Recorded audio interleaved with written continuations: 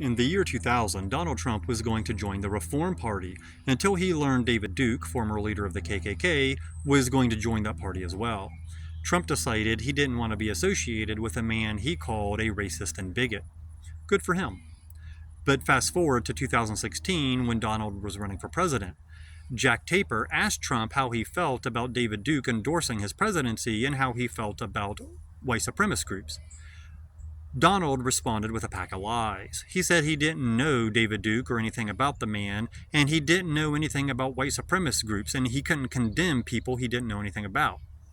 Of course, we know that's nonsense because Donald Trump knew exactly who David Duke was and what that man represented.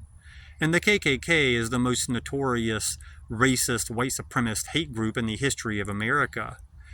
Anyone Donald Trump's age who's lived in America, and especially Florida, for as long as he has, knows precisely what the KKK are and what they're all about. So how come Donald Trump danced around the issue and refused to answer the questions? When pressed, Trump later claimed he had a bad earpiece and didn't really hear the questions that well, but we know that's not true. He specifically mentioned David Duke by name and said the phrase white supremacist multiple times. Jack Taper even repeated that he was specifically talking about David Duke and the Ku Klux Klan, to which Donald Trump once again responded that he didn't know anything about David Duke. So obviously, Donald Trump heard the questions loud and clear. So how come this presidential candidate didn't immediately reject the endorsement of one of the most infamous racists in American history? How come Donald Trump didn't immediately denounce white supremacist and hate groups like the KKK?